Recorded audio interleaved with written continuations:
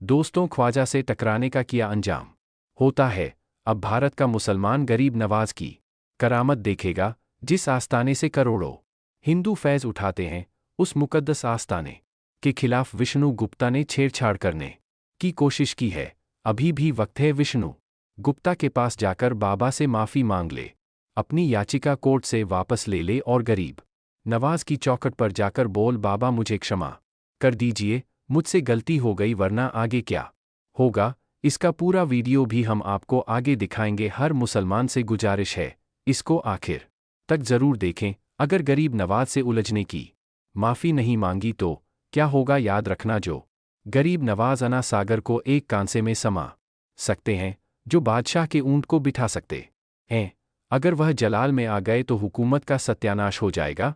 फिर वो होगा जो सारी दुनिया देखेगी, अजमेर शरीफ के नीचे मंदिर बताने वाले अगर गरीब नवाज से माफ़ी नहीं मांगेंगे तो आगे उनके साथ क्या होने वाला है। इस पूरी वीडियो के अंदर मैं आपको एक ऐसा इबरतनाक पैगाम सुनाने वाला हूं, जिसको देखना आप सबके लिए बहुत ज़रूरी है।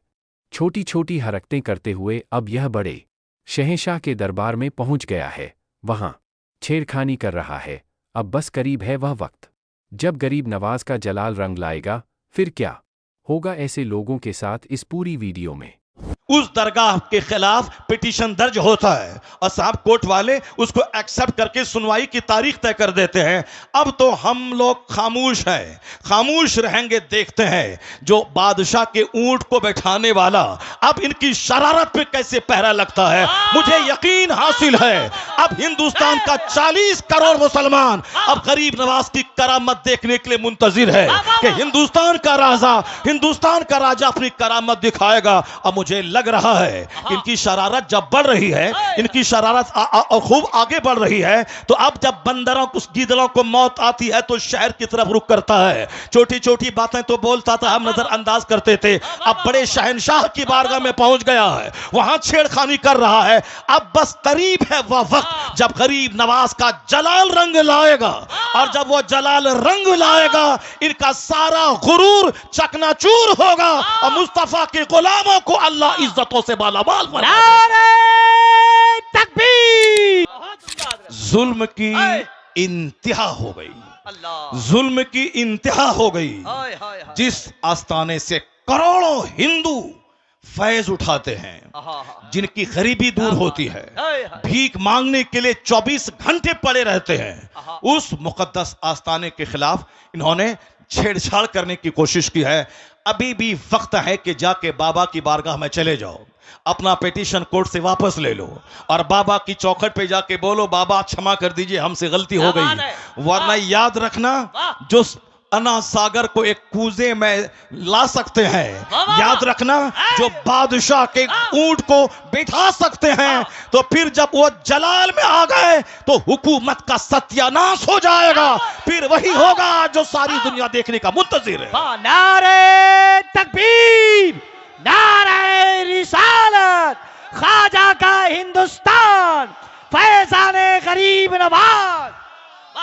एक कौम मुस्लिम, आपको कानून हाथ में नहीं लेना है, आपको सड़क पे आकर के बहुत बड़ा प्रोटेस्ट नहीं करना है। यह मामला शहंशाह हिंदुस्तान का मामला है, अब मामला उनकी कोर्ट में पहुंच चुका है। इस तरह भी नफरत का माहौल हिंदुस्तान में फैला है, कोई भी आदमी खड़ा हो जाए और कोर्ट में साहब याचिका दर्ज कर दे कि इस मस्जिद में लग रहा है कि अंदर में कोई मूर्ति छुपी हुई है या कोई मंदिर रहा होगा, तो अब कोर्ट वाला भी केस एक्सेप्ट कर लेता है। और जहां 10-10 साल से साहब केस पड़े हुए हैं, उसकी कोई नोटिस नहीं ली जा रही है, और यहां 10 मिनट के अंदर में सुनवाई भी होती है, और फौरन साहब एक कमेटी का गठन भी होता है, और फौरन सर्वे करने वाला वहां पहुंच भी जाता है, और फिर उसकी रिपोर्ट भी दिया जाता है। किस कदर नियतों की खराबी है कि दूर से साहब वो एक खास मखसूस बिरादरी को टॉर्चर करने के लिए इस तरह के प्लान बना रहा है। हिम्मत इतनी बढ़ी कि अब हिंदुस्तान के राजा की बारगाह में पहुंच गया, हिंदुस्तान के शहंशाह की बारगाह में पहुंच गया। 800 बरस से जो पूरे हिंदुस्तान की रखवाली कर रहा हो, कब्र में रह के पूरे हिंदुस्तान की संप्रभुता को बचा रहा हो, हिंदुस्तान के मुसलमानों से ज्यादा हिंदुओं की अकीदत का मरकज बना हुआ हो। मुसलमान जाते हैं 60 लाख तो 40 लाख तो 60 लाख गैर मुस्लिम वहां जाते हैं, उनको वहां बेटा मिलता है, बेटी मिलते, न जाने क्या क्या मिलता है। हर जब भी जाएं हर वक्त साहब सिखों, हिंदुओं और दूसरे तमाम मज़ाहिब के मानने वाले को दुनिया ढेर चाहिए, इसलिए वो वहां भीड़ लगाए रहते हैं। मुसलमानों को जन्नत चाहिए, इसीलिए मस्जिदों में भीड़ रहती है, और उनको सिर्फ दुनिया गाड़ी चाहिए, इसलिए दरगाहों पे वो भीड़ लगा के रहते हैं।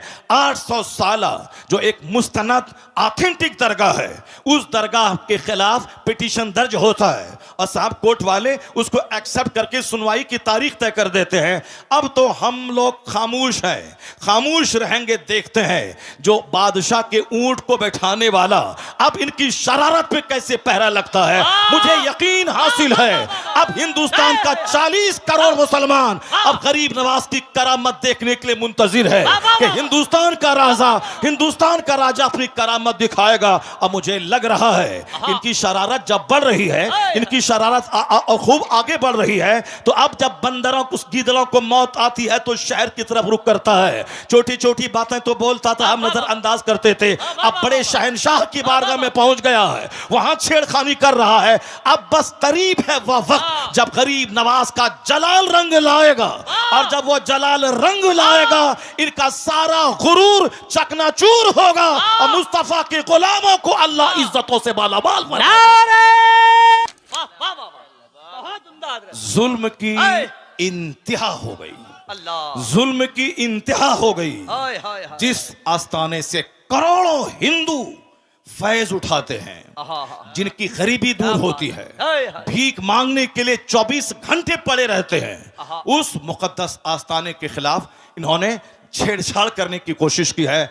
अभी भी वक्त है कि जाके बाबा की बारगाह में चले जाओ, अपना पिटीशन कोर्ट से वापस ले लो और बाबा की चौखट पे जाके बोलो, बाबा क्षमा कर दीजिए, हमसे गलती हो गई। वरना याद रखना, जो अना सागर को एक कूजे में ला सकते हैं, याद रखना, जो बादशाह के ऊंट को बैठा सकते हैं, तो फिर जब वो जलाल में आ गए तो हुकूमत का सत्यानाश हो जाएगा। फिर वही होगा जो सारी दुनिया देखने का मुंतजिर में नहीं लेना है। आपको सड़क पे आकर के बहुत बड़ा प्रोटेस्ट नहीं करना है। यह मामला शहनशाह हिंदुस्तान का मामला है। अब मामला उनकी कोर्ट में पहुंच चुका है। बस हम लोग वही करें जो सरकार दो जहां के दादा अब्दुल मुत्तलिब, जब अबरहा जो हाथियों का फौज लेके खाने काबा को ढाने आ रहा था, अब्दुल मुत्तलिब ने क्या कहा था कि हर शख्स अपने घर की हिफाजत करता है, ए अल्लाह ये तेरा घर है, तू अपने घर की हिफाजत कर। इतना कह के पहाड़ पर चले गए और फिर वो देखने लगे, देखें रब्बे करीम अपने घर की हिफाजत कैसे करता है। सारी दुनिया जान रही है कि अलम तरा कैफ फअल रब्बुका बिअस्हाबिल फील, क्या उसके साथ सलूक हुआ। अबरहा जलील होके मरा, उसके सारे हाथी मरे, एक छोटा सा कंकड़ पत्थर उसके गुरूर को तोड़ के रख दिया, सारे धाराशायी हो गए। हम तो यही देखते हुए आ रहे हैं 1400 साल के अंदर। अल्लाह रब्बुल इज्जत बहुत बेनियाज है, अल्लाह रब्बुल इज्जत बेनियाज है, कोई भी जालिमों का जुल्म उसको थका नहीं